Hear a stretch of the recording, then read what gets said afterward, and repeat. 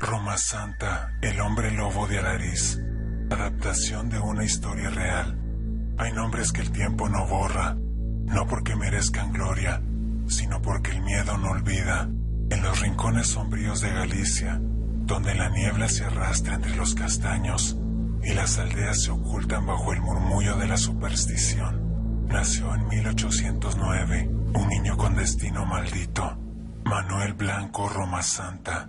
Desde el principio, su vida fue extraña. Desde su nacimiento, su vida estuvo marcada por la excepcionalidad. Fue registrado inicialmente como niña y vivió con ese género hasta los 6 años.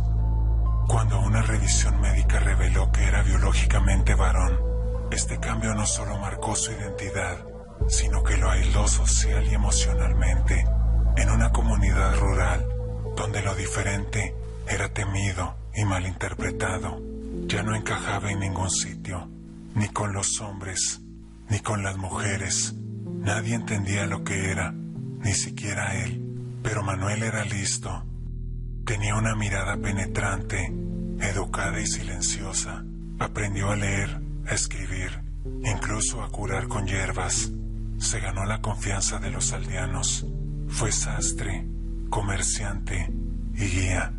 Acompañaba a los viajeros por rutas seguras a través de los montes gallegos. Muchos confiaron en él. Muchos no volvieron a ser vistos jamás. Entre 1844 y 1852, al menos 13 personas desaparecieron tras encomendarle sus vidas.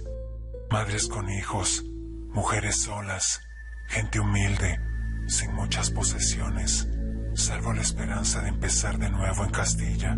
Pero nadie llegaba a destino. No había cadáveres, solo un silencio que se hacía cada vez más inquietante. Y entonces comenzaron los rumores.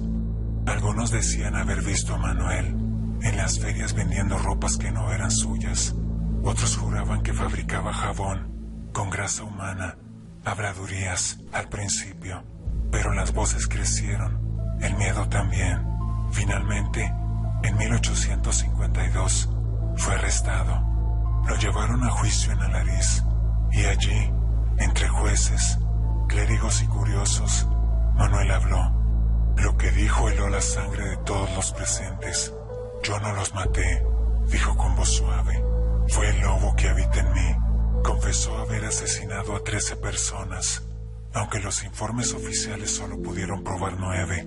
Pero lo más escalofriante no fueron los crímenes en sí, sino la justificación que ofreció. Según él, no era responsable, porque no había actuado como hombre, sino como lobo.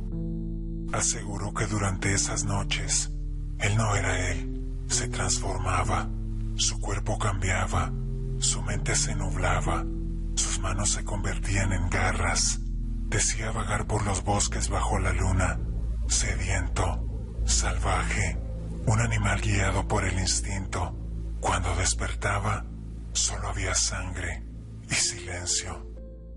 Muchos rieron al principio, otros no tanto.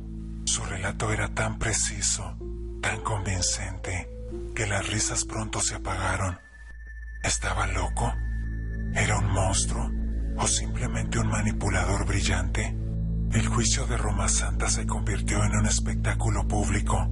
Médicos, religiosos y autoridades debatían no solo sobre su culpabilidad, sino sobre la existencia misma de la licantropía.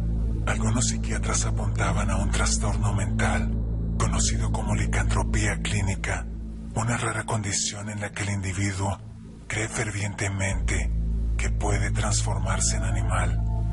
Otros lo acusaban de manipular la superstición para cubrir sus crímenes. No obstante, su descripción detallada de las supuestas transformaciones causó escalofríos incluso en los más escépticos. Fue condenado a muerte. Garrote vil. Así terminaban los cuentos de terror en el mundo real. Pero hubo un giro inesperado. La historia llegó a oídos de la reina Isabel II, quien ordenó suspender la ejecución. Quería que la ciencia lo estudiara, que entendieran si era posible lo que se ocultaba tras aquella mente oscura. Roma Santa fue enviado a prisión. Vivió allí 11 años. Nunca se retractó, nunca mostró culpa. Solo decía que el lobo aún vivía en su interior. Murió en 1863, solo, en una celda fría. Algunos dicen que fue una enfermedad, otros creen que fue dejado morir a propósito, como si incluso entre rejas su existencia fuera demasiado perturbadora para tolerarla. Pero su historia no murió con él. Su muerte no resolvió el enigma que dejó tras de sí. Su figura quedó atrapada entre la leyenda y la historia, entre el mito del hombre lobo y la realidad de una mente profundamente perturbada. Hoy en día, su nombre resurge en libros, documentales y obras de teatro. Algunos lo consideran el primer asesino en serie de España.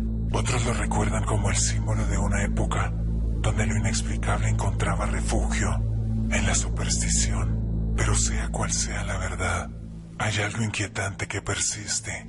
Cada rincón oscuro del bosque, en cada sombra fugaz que cruza bajo la luna llena, aún resuena el eco de su historia.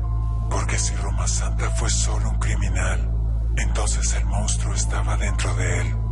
Pero si creía realmente ser un lobo, quizás, solo quizás, el monstruo no era él, sino la oscuridad de una época que nunca supo mirar más allá del miedo, un alma atrapada en su propia bestia.